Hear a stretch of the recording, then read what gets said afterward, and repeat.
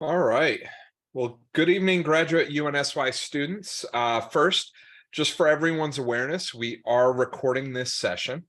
A copy is going to be made available for those who are unable to attend live.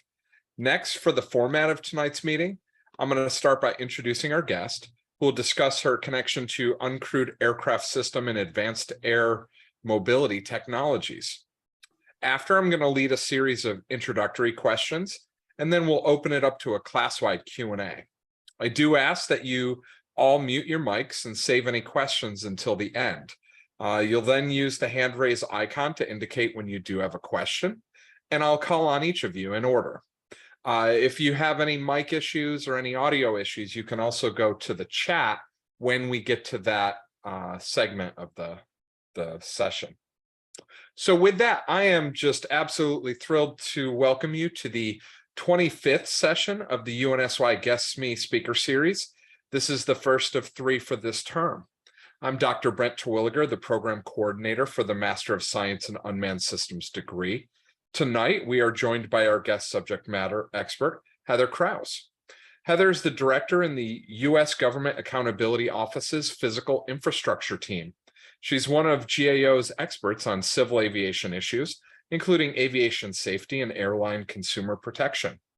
Within GAO, Heather has worked in the physical infrastructure and strategic issues mission teams and previously led GAO's duplication and cost savings work. Heather joined GAO in 2003 and holds a Bachelor of Arts in Political Science from the University of Minnesota, Duluth, as well as a master's degree in Public Policy from the University of Minnesota. She's been part of authoring and disseminating a number of important GAO reports featuring UAS, drones, and other emerging technologies associated with the rapidly changing aviation landscape. And with that, let's give a warm welcome to Heather. I'll turn the stage over so she can tell us about the GAO, as well as her experience and observations associated with this evolving technology. Great, thanks. I'm going to pull up some slides here first. I'll see if I can get the view. And you can see them okay? Yep. Okay, great. Well, I want to thanks for the great, the warm welcome and introduction. Appreciate the opportunity. I know Brent had shared with me some of the other speakers that you've had, and you've had a great series of different topics. And I hope that tonight can add to that discussion as well. So just to kind of get into it, this is just a little bit of the organization of what I thought I would talk about. I mean, I was thinking of starting tonight's discussion, giving a little bit of a sense of who we are, who the GAO is, the Government Accountability Office, kind of our role in public policy in the DC scene, and then get into some of the work that we've done, specifically looking at AAM and UAS and some of the key issues that we have identified. So getting into just kind of letting you know who GAO is, we're part of the legislative branch. So what we do is we work for the Congress, and in doing that, we support their efforts to meet their constitutional responsibilities, as well as improve the performance and accountability of the federal government for the benefit of the American people. So we work, for the Congress and for all of you as a federal agency. What we're tasked to do is provide Congress with timely information that's objective, fact-based, nonpartisan, non-ideological, and fair and balanced. Which makes us a unique organization in DC in terms of supporting the Congress in that way. Our mission has really evolved over time. Just to give you some context, I mean, we've been around just a little over 100 years, and we were established as an agency back following World War I, and really the role of the organization was to oversee the federal government's financial management processes. Certainly a role we still play at GAO, but as the federal government has evolved and sort of its responsibilities and involvement in issues has evolved, so too is our mission and how we support overseeing the federal government with the Congress. And so we have moved more towards, although we still have a financial management role that we play, we do more oversight of program performance and government-wide issues, to where we are today, where it's really expanded to looking and covering sort of oversight, insight, foresight issues, helping the Congress look ahead on on issues that are changing and evolving, which is certainly right in the area of UAS and AM, which we'll talk about a little later. So the modern GAO, today's GAO, as I said, we do a lot of, like, the majority of our work is doing performance audits, program evaluation, and policy analysis for, looking at different federal programs and policy issues. But we have increasingly got involved in a wide range of oversight, insight, and foresight activities, as well as, trying to be in a really lead by example and partner for progress as being, something we strive to do as an organization, as an agency ourselves. So just getting a little bit into how we're organized, if you're curious on how we tackle this wide-ranging mission. In support of this nonpartisan, non-ideological, mission that we have, the head of our organization is the Comptroller General, who holds a 15-year term. So the current Comptroller General's term runs through 2025. That gives an opportunity for our leadership to span multiple administrations and Congresses in support of that nonpartisan mission. All of our staff are also civil servants, so none of them are political appointees. None of us are political appointees. And we're around about 3,000 staff, and we're in, we have a large presence in DC, but we also have 11 field offices across the country in locations like Dallas, Atlanta, LA, Seattle, Chicago, just to name a few. But given our broad mission and sort of following the federal dollar and the federal programs and the federal role, we have a very diverse background, academic backgrounds. As the intro kind of noted, I do have a public policy, background which gives me kind of the tools on analysis, communication, teamwork, other things, which is important skills that we have here at GAO. But there's a lot of other expertise we have in-house, from social sciences, accounting, computer science, cybersecurity, law, methodology, statisticians, just to name a few. So there's a lot of different backgrounds that we have at GAO. So we're organized around 15 different mission teams. As was noted, I'm in the physical infrastructure team, and all these teams are kind of organized largely around agencies and topics and issues, as you can kind of tell from their names. So although physical infrastructure may not be super telling, what we do include is the Department of Transportation, DOT, and all the modal administrations, as well as the Federal Communications Commission, the FCC, GSA, who oversees the federal, property, and the postal services within our team. But, we have these other teams like Defense Capabilities, who obviously oversees DOD, and we partner with them a lot when it comes to aviation issues. The healthcare team, which, especially as we've done some pandemic work, we've partnered with them. And Homeland Security and Justice, which really handles a lot of our transportation security and a lot of other topics as well. So, we're organized around different topics and issues. So in terms of where we get our work or how we initiate our work, there's three kind of main areas, although the thrust of it really comes from the first one listed here, which is congressional requests and mandates. So that's the vast majority of our work, is either requested or mandated by Congress. That's usually going to come from the congressional committees, as well as, like I said, mandates and law studies and issues that we're supposed to look at. We save a small portion of our resources for the Comptroller General's statutory authority, which allows us to kind of target work that might have broad interest of the Congress in a particular issue.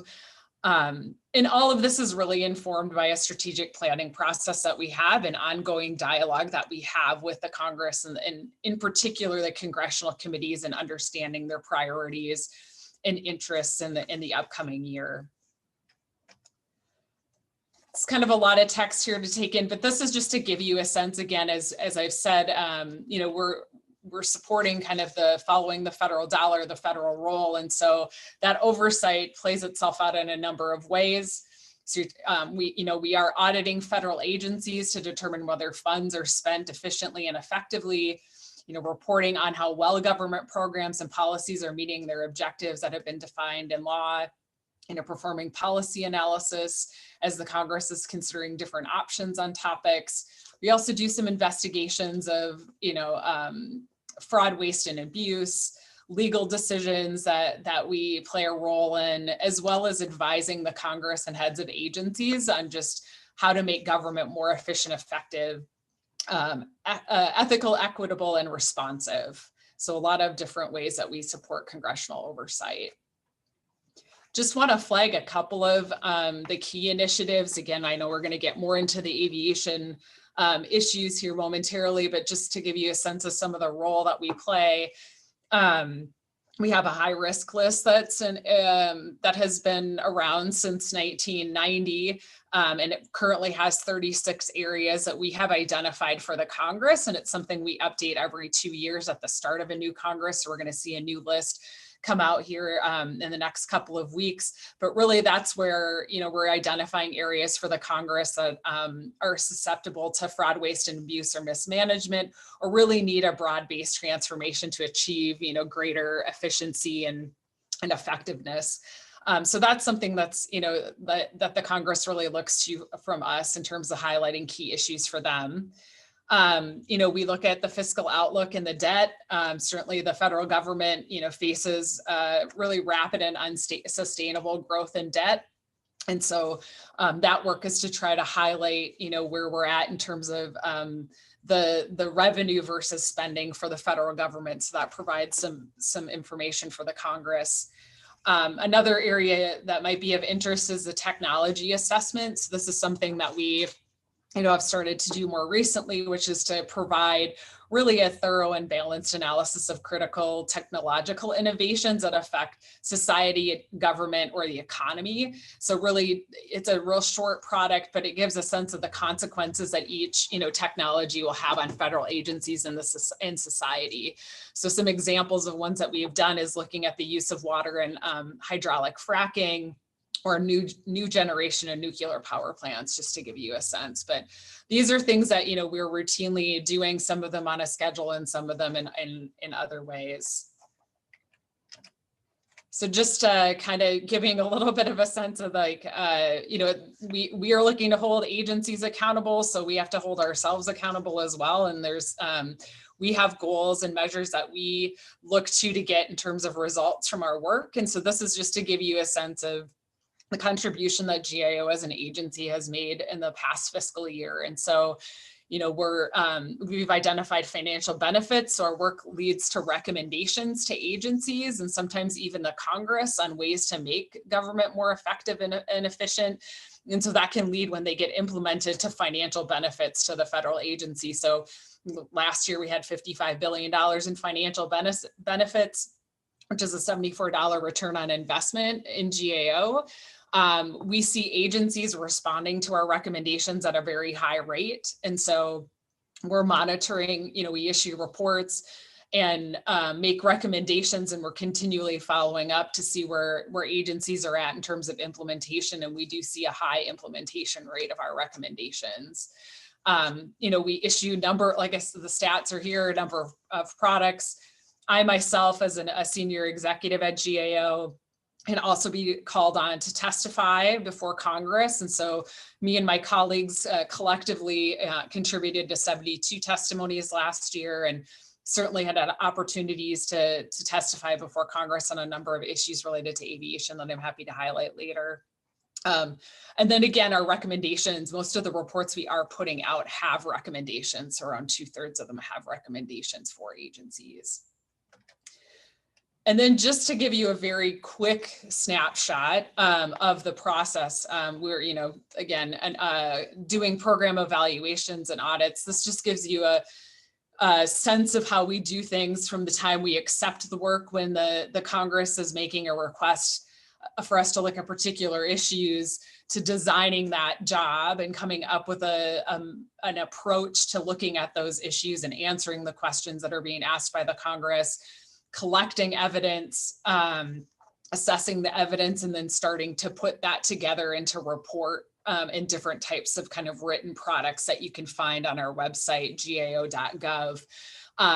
We also are engaging with the agency through that process and with our congressional clients, both in keeping them up to date on the work that we're doing, the issues that we're, and the findings that we have from our work, as well as, continually engaging with the agencies to verify factual information we're collecting, to collect, also to collect that information and to begin to assess that and understand some of the issues that we're exploring with them. And then, getting to the point where we issue reports and do follow up on those recommendations that I mentioned. So I'm going to jump into finally here, after I talked a little bit about the organization. As Brent said at the beginning, we cover a lot of topics when it comes to aviation issues, and I'm, I'll speak a little bit more to the UASAM, but I wanted to kind of flag like the number of topics that we look at when it comes to this. A lot of this work, or the overwhelming majority of this work, is for House Transportation and Infrastructure, the Aviation Subcommittee, as well as Senate Commerce, Science, and Transportation, their aviation subcommittee. We do at times do work for House Science, who has jurisdiction over aviation R&D, as well as the House and Senate Appropriations Committee, the Transportation, Housing, and Urban Development Subcommittee, who oversees DOT and its modes.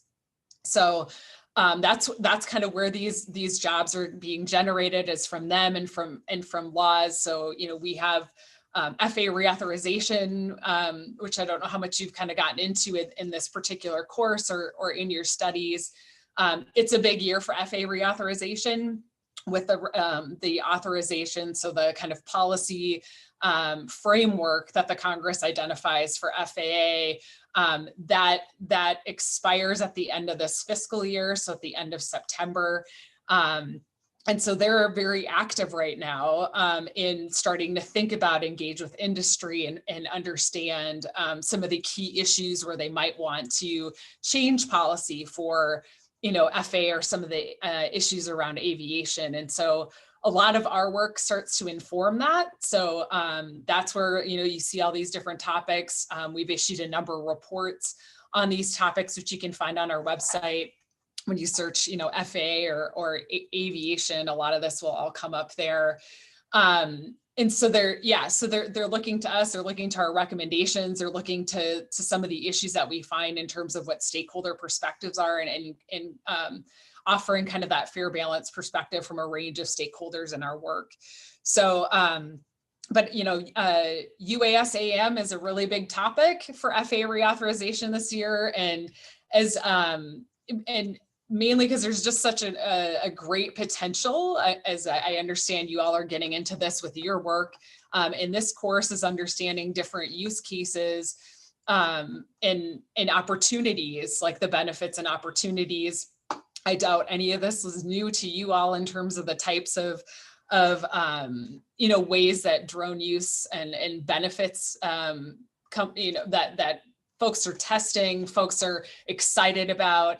I mean, as an example, we had talked to like the Choctaw Nation on some of our work with drones, and they talk about how important that's going to be to address, say, infrastructure gaps, like to just basically leapfrog over making certain infrastructure gaps, because you could potentially use things like drones or package delivery, AAM, to get different medical supplies, food, and other supplies to residents there. So there's just a lot of great potential in what we might see out of drones once we get to the point of expanded use and complex drone operations. So a lot of potential benefits there. And so with all that potential benefits and the role of FAA, we have been asked to look at a number of topics related to drones and AAM. This just gives you kind of a snapshot over the past few years. And I'll get into some of the key issues and themes that come out of these reports, but everything to looking at FAA's overall drone integration strategy, how what FAA might recover drone, understands the costs that they're bearing as they help the drone industry develop, and what are ways to recover those costs. Drone traffic management system, safety, compliance and enforcement, test sites and what FAA is getting out of their test sites. And then on the AAM front, that's been a new area of work for us over the last year, which is just looking at some of the key issues to see expanded operations with advanced air mobility, as well as looking at the infrastructure and sort of considerations around infrastructure for AAM. So getting into the key issues. So these tend to get can get at both AAM and UAS, but there's a couple of, I guess, just to kind of call out a couple of things from this. The key issues is a regulatory framework. So especially when it comes to UAS, that's something we've looked at. FAA has taken an incremental approach to developing regulations as they better understand and test, and that technology is tested out and its capabilities and abilities are tested out. But given that they're still, developing regulations like beyond visual line of sight, there a lot of the operations that are occurring are still largely by a waiver process. So, this is a big issue of just of trying to balance where the technology is, as well as what steps and role the federal government has in regulating the safety of that technology and the operations. That's a real, big key issue as we look ahead with the continued evolution and integration of drones into the National Airspace System. The other, the kind of turning to technology, and this is something we just highlighted recently in a report in January, if you're looking for more details. But, when we have talked to stakeholders, there are three key technologies that are critical to enabling complex operations. So the ones we've heard about in particular are detect and avoid technology, command and control or C2 systems, as well as, a drone traffic management system. And so, both when we've talked to officials from FAA, DOD, and industry stakeholders, as well as some of the participants in the, I don't know how familiar you are with the Beyond program or have heard of that, addressing these kinds of challenges associated with these technologies are going to be critical to advancing and enabling these more complex drone operations. So moving from more testing to making these more routine. So there's, as an example with the detect and avoid technology, FAA had told us that it's an essential component for drones operating beyond visual line of sight without visual observers. And FAA, told us that developing that beyond visual line of sight won't be feasible without industry first developing a DAA standard. So, it's a complicated issue to work through.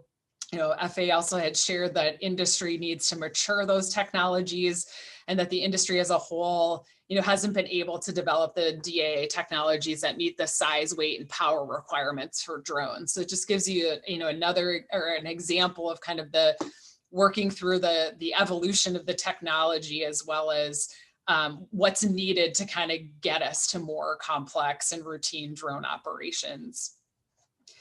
Another area, aircraft certification, which is a little bit of what this graphic, something that we just had in one of our AAM reports to focus a little bit on AAM here, is that, AAM is incorporating many new features like electric, propulsion and vertical flight capabilities that FAA regulations, don't yet cover.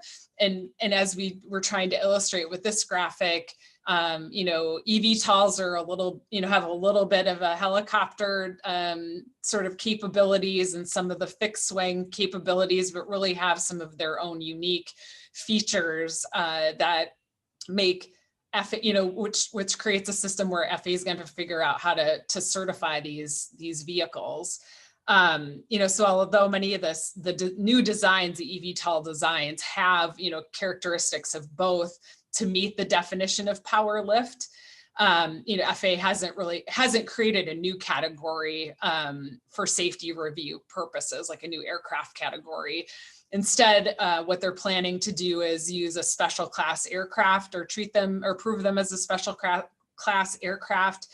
They'll issue kind of appropriate airworthiness criteria to define certification requirements. So, that is a big issue. Obviously, something kind of the first step in really seeing AAM operations take off is getting those aircraft certified. Another kind of key issue, or another area that has come up in our work, is airspace management and integration. And so, and this focusing on AAM briefly, they're planning to operate, the companies are planning to operate eVTOL aircraft at lower altitudes and at higher densities than traditional airplane or helicopter services. Again, that's kind of the vision of where things are going. But those types of the new technologies, or it may require new technologies, both on the ground and in the aircraft, for controllers to identify and communicate with aircraft and provide clearance for aircraft to use airspace, as well as for the aircraft to navigate complex environments and to detect and avoid one another. So there's that, as well as, sort of in the infrastructure bucket, or where I talked about technology, UTM as well, is still in its early stages of testing, developing kind of an implementation plan. So that also, that you're dealing with largely small drones when you're talking about UTM and below 400 feet, but, figuring out how is that system, going to integrate with FAA's air traffic control systems and facilities and other things is a big issue that they're still working through. The other piece here is infrastructure development. Standards for developing landing facilities and the electrical infrastructure to support kind of the large quantities of electricity that are going to be needed to charge aircraft batteries have not yet been developed. There's also the kind of issues around the types of and locations of infrastructure. This is, again, kind of focused a little more on AAM, but, AAM companies have proposed using new and existing facilities. But, through the course of our work and talking to stakeholders, those facilities will require extensive modification and construction to make them, to be able to, for this use. There's also the issue of around financing, sources of funding and financing, who will fund these infrastructure projects to support AAM. Will they be public or private use facilities, or are all kind of, questions that are outstanding. Industry may need to demonstrate viability in order to secure financing. And so those are, and then as well as I mentioned, the standards around, existing helicopter, facility standards won't be adequate. They use different sources of power. The vehicles could have all different characteristics. So there's a lot of issues to kind of work through when it comes to infrastructure development as it relates to AAM. And then just a couple last issues, and I don't know if hopefully not moving through this too quickly, but I'm happy to take questions. This is kind of the last area, was like still looking at UAS and AAM, is the public acceptance. And so I think it applies to both. In the case of AAM, we did dig into that a little bit more with some of our work around the public acceptance issue. So there's, again, kind of ensuring the safety of the technologies as well as the community noise impacts. Those are, issues that we keep hearing. Also with drones and UAS, it's making folks kind of experience and feel comfortable with those types of operations and what they're doing. And so, FAA has a pilot program going on that's trying to collect information and explore ways to engage with communities on the benefits and use of UAS. So public acceptance is really big, as well as noise concerns. I mean, certainly we have seen when we look at commercial aviation, kind of passenger aviation, when communities, when community noise issues can certainly slow down projects when it comes to FAA, especially if they haven't effectively engaged with the community, as they've seen with some of the flight path changes that they've had with next gen, and things that we've made recommendations on how they can improve that outreach. And then I guess the last area here is the workforce, FA and industry workforce development. So again, this is another kind of key issue for UAS and AAM. Going to need training standards, especially when it comes to pilots and others that might be, pilot standards when it comes to operating AAM. Curriculum development with these new skills that they will need, because they're just different types of aircraft, as well as maintenance workers. We've found in our work, industry-wide challenges, aviation industry-wide challenges when it comes to attracting a sufficient number of workers. And again, there could be the potential for competition between traditional aerospace and AAM for workers. And then again, the barriers to employment are things that, we've seen in when looking at other sectors of the aviation industry, but high cost of education, awareness of employment opportunities, and cultivating a diverse workforce are all kind of issues to really developing the staff needed on the industry side. And on the FAA side, we have looked at how FAA is approaching identifying the skills that their workforce will need to be able to oversee new technologies, AI, and other kind of evolving technologies, and have found that there's some opportunities for FAA to improve, identifying and ensuring their workforce has the skills that's needed to oversee these new technologies. And then just to kind of wrap it up, this was part of the work that we did looking at, again, AAM and sort of the trajectory for AAM. And when we talked to a wide range of stakeholders from various groups, some of the key things that they saw affecting AAM timelines are, the pace of aircraft certification, again, the infrastructure development, as well as really identifying markets that are going to have sufficient demand to support this industry moving forward. I think that sort of wraps it up for me. There was a lot more I could say on a lot of those issues, but I guess I'll just sort of stop there, and I'm happy to take questions just about, So remember, anything. folks, I'm going to lead in with a couple higher level questions. And then if you have a question, go ahead, hit the hand raise icon. I'll try to call you in order. The other option is if you want to just type your question into the chat box, I can then read it after all the folks who've gone first with their verbal questions. So I've got a couple for you, if you don't mind. Yeah, please. Go into that stakeholder aspect of AM where you examined just some of the challenges and barriers. You mentioned identifying markets with sufficient demand. Mm-hmm. As physical environment and the characteristics and traits, for example, the Northeast, and some of the effects during winter on electric propulsion versus, go to the extreme opposite across the country down to, say, San Diego, where it's much more temperate weather. It's probably more consistent across the year. Is that playing a factor in the potential adoption or utility of the advanced air mobility eVTOL model and perhaps the interest from the stakeholder community? Yeah, I mean, I saw, there are, the companies are sort of exploring lots of different options on how to, where and how to develop the technology and its use. I think there's some communities that we certainly have engaged with that are thinking about this. I think I saw you'd recently had somebody from the city of Orlando, which I know is a city thinking about this, and somebody we've actually talked to on some of our work to understand kind of how they're thinking about it.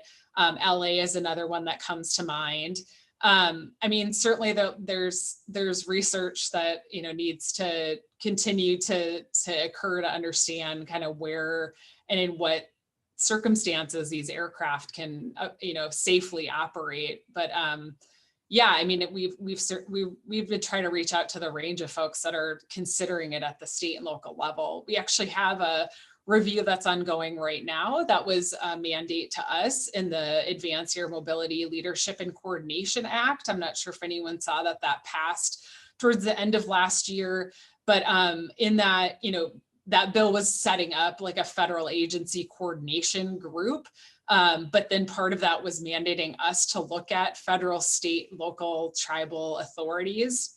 And, what do we know about the potential authorities when it comes to the different levels of government? What authorities exist, or what authorities are folks exploring especially at the tribal, state, and local levels? And what are the gaps and things to be thinking about, and that might need to be addressed in terms of being able to support this industry. So that's another key element as well, beyond just the technology, is just how do the authorities support the development of this industry as well. Okay. I'm going to shift gears a little bit.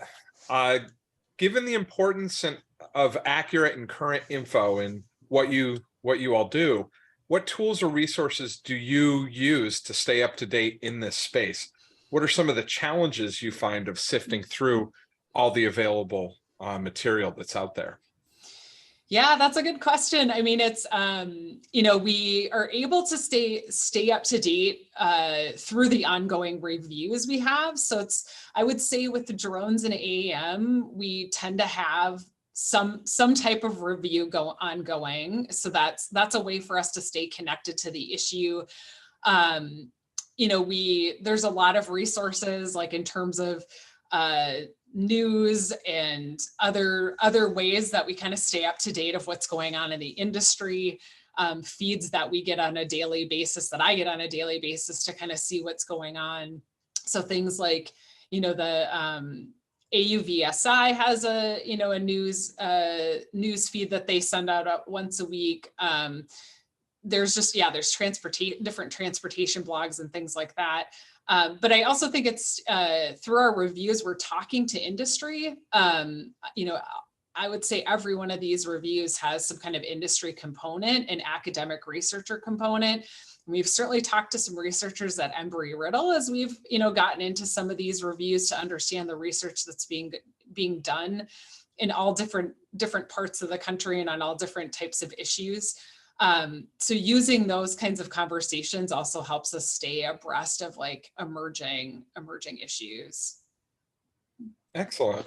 Well, that actually ties into my last question before I open it up to the rest of the class. What are some ways students might get involved in helping to examine or address the work that you do? Does GAO partner or collaborate with academic organizations, colleges, universities, et cetera? Yeah, that's a great question. So we do have some situations where we can sometimes work with schools to do different kind of research projects. Like if we have I'm just trying to think, with the grad students, if they have sometimes we'll have a group of grad students that might research a particular issue that might give us some background on a particular topic. So there's that. I mean, GAO is actually a really great resource for folks that are studying different issues. I think, our reports do a nice job of laying out background, kind of framing the issues that, and especially the policies and politics of things that are going on. So they're a great resource there.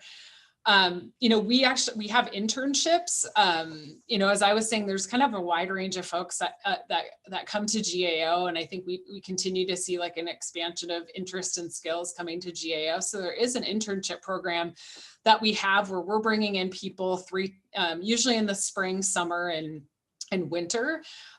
So if you're ever interested in just an internship with GAO, you come in and you're assigned to a project. I think the one thing is you wouldn't necessarily do this and be guaranteed to be assigned to an aviation project, but if you're interested in just GAO as an organization and the types of work we do, you know, on USA Jobs, you can sign up and have GAO, you know, whenever GAO posts a new job announcement, get that pushed to your email as a way to kind of see what's going on. But yeah, 3 times a year we have internship announcements, and folks have an opportunity to kind of see how we do our work as well. Excellent. I'll include a link, everybody, to the USGAO interns and student volunteers webpage, and that'll be a good place for you to get started if that's something you're interested in. All right. Yeah, and if I could just add too, I mean, folks, like certainly, I mean, my contact information is all over these reports. And so, you know, on our website, you know, if you ever have any questions about our work or anything, don't hesitate to reach out. I'm always happy to either talk with you, especially if you have, you know, issues you're looking at within your studies, or put you in touch with the folks that are, you know, on my teams that are doing this work as well. Outstanding. Yeah. Well, does anybody have any questions they'd like to ask personally, or?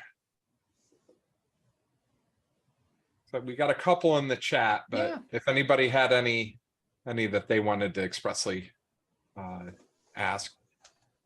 Okay, going once, going twice. All right, I'm switching over to chat. Gerald asked, do you have any good reference material for GAO recommendations for various challenges surrounding future advanced air mobility? Yeah, I mean, I think what we have is, and I can post, I said I would either send them to you and or I can find them here and post them in the chat. Yeah, the 2 reports we did, I guess the one in particular that we issued last May does lay out kind of these key challenges that stakeholders identified as needing to be addressed in order to see kind of widespread operation. So things like aircraft certification, you know, addressing community concerns, thinking about the infrastructure and sort of the financing and the type of infrastructure needed. So that's probably a good resource in terms of just understanding the key challenges as we look at AAM. The report that was sort of a kind of followed on and built off of that work was issued just at the beginning of this year or towards the end of last year. And that one was getting at, you know, again, it highlights some of the issues. It talks about kind of where AAM is in terms of its trajectory of development. Talks about the role of FAA. So it's like, what's the role of FAA in supporting AAM? So again, certification. What do we know about the costs or the things that they're spending resources on as an agency to support AAM? And then it gets into infrastructure. So we actually did get some data from a company that, you know, allowed us to speak a little bit to the range of the costs when it comes to AAM infrastructure, as well as lay out some of those issues and those considerations when you think about infrastructure. So things about equity, privacy, other things. So like, I think that report dives a little bit more into the infrastructure consideration. So that one's good as well. So I'm happy to add that to the chat here shortly. Okay. All right, the next one is from Deb Steckley. Just a general question. How does GAO work and interact with federal agencies, states, localities, and industry on its reviews or audits, and in researching and developing audit reports?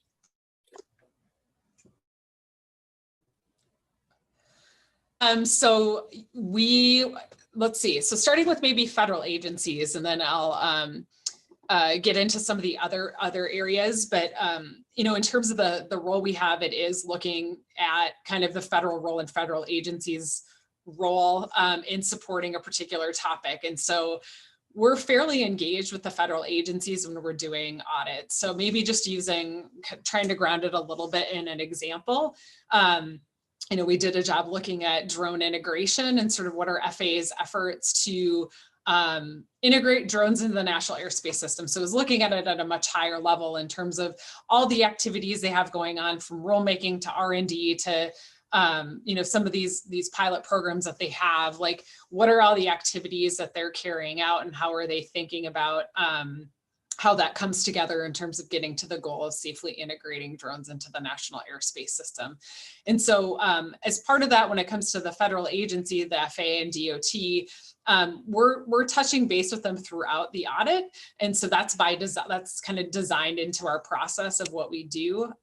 So when we start any particular review like that, we're doing what we call an entrance conference. And so we will meet with the agency and we'll talk about the types of issues and questions that we're exploring on the review to give them an overview of what we're looking to do and who we might talk to, get their preliminary information on the types of issues that, or, some responses to what we're looking for and contacts within FAA to talk further about those issues.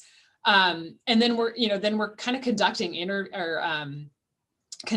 interviews with the relevant folks that do this work. So we're, talking to the folks in the UAS integration office as an example, and other parts of AVS. And so we have ongoing discussions to understand kind of some of the issues that we're exploring and their perspectives on it. And then we get to a point where we pull together the report itself, and we call it a statement of facts. And so we're outlining all the factual information we've collected from the agency and through our review. And it gives the agency kind of a first look at what is it that, what is it that we've kind of pulled together. They can help correct things. They can help provide additional context. They can help maybe provide new information, and so and that at that discussion, we also talk a little bit about potential recommendations that we're thinking about making. And then once the report's actually drafted, the agency gets to see the entire draft report before we issue it publicly. So they get to see the draft report. They get to then formally, if they choose to, formally comment on the report, which they, will frequently do with a recommendation. They'll comment whether they concur with the recommendation or they don't concur with the recommendation or partially concur with the recommendation. And that, if they provide a letter, that letter is produced in our report as well. So so we're highly engaged with the federal agencies that we're auditing. When it comes to some of these other groups, as I said, I was like, especially given the nature of aviation issues, drone issues, AAM issues, we are talking to like state, localities, and industry on these topics as well. In the case of the drone integration job that I was just mentioning, that job touched on a number of different topics. So we did look at the waiver process. And so as part of that, we're trying to understand FAA's process, like what do they have documented? How do they carry it out? What offices are involved in that process? But then it's talking to industry to understand, how are you experiencing this process? What kind of communications are you getting from going through this process? Like, what do you see as things working well? What do you think are areas to improve? So that's a way to offer more context on what we see when we're just looking at the agency. They also, are the folks that we're talking to understand these broader issues and challenges when it comes to the development of the industry, where the technology stands, what things are they working on. So that's been, pretty key. State and localities, again, that's been important in a lot of the drone and AAM work because of the role of state and localities are the ones, like in the case of drones, and say compliance and enforcement, it's local law enforcement that are going to be the first to kind of see or be called about a drone. How do they work with FAA? How does that process all work? So, we kind of select, we can't talk to everyone. So we do, try to take a methodology that gives a fair and balanced perspective across like different state localities, balancing, say, geographic locations and experience and, lots of different factors when we're trying to select who to talk to with state and localities. Yeah. So I know that's kind of a lot. No, it's a good insight into how the organization works. And it's something that I think many of us really haven't had that much exposure to or experience. Yeah. And it's, it's beneficial to know, how this information how it works through the system. Yeah, absolutely. Well, Heather, I want to say thank you, major thank you to you for sharing your perspective and thoughts regarding this this technology. It's been just such an informative session, and it really helps us to better understand the growth and advancement of both UAS and AAM technologies. To the class, I should have a recording from this session, as well as a collection of related material links uploaded to the instructor corner area or out to you via email by tomorrow. As we were walking through everything, I was trying to go out and collect examples from either the FAA's website or related material, whether it's from you guys or peer review published literature, to kind of showcase some of these examples, like DAA and equivalent level of safety that's associated with that, command and control, UTM, vertiport standards, public acceptance, etc. So it's one of the things we do is we build on the back end of the conversation, so that when they look at it, they have a way to really help filter and understand. So that's why these experiences are just so tremendous for us, because it's one thing for me to talk to everybody in our classroom. It's another for you who's out there doing this critical work right now, who's helping to shape policy and advance the success of this technology. Absolutely. Yeah, no, and once I didn't have a chance to post it in the chat, so certainly send it along, but we have a what we call a key issues page on drone operations. So that gives a little bit of a narrative on some of the big broad issues and links to some of our reports. I'll send along the links to the reports that we have on UAS and AAM, and you can start to dig into it and see some of those resources. It'll reference some of those, like you said, the vertiport guidance and other thing that's been released. You can kind of dig into the next level of some of that. We have some rich footnotes in our reports. And then if folks are interested in, as I said, it's a big year for FAA reauthorization. Actually, 3 of the key committees held hearings just in the last couple of weeks about like emerging technologies, and brought in a lot of these stakeholder groups. And I have links to all 3 of those hearings that I can pass along, so you can kind of hear, you can see the witness statements. I know the House T&I hearing had a lot of, or Transportation Infrastructure Committee hearing had a lot of this industry groups, so Joby and some of the drone groups. So you can see kind of what the issues they're bringing to the Congress in terms of when it comes to advancing these types of operations. Excellent. I know I would very much appreciate it. And I speak on behalf of all the students here that I'm positive they would very much appreciate that. Well, thank you all for your time, and I look forward to our next session. And Heather, if you're ever at UVSI Exponential or one of the many UAS and AAM events in the future, I look forward to hopefully meeting you one day. Great. Thanks so much. Thanks, everyone. I appreciate your attention and time today. I really enjoyed chatting with you. Same. Have a great night, everyone. Thanks.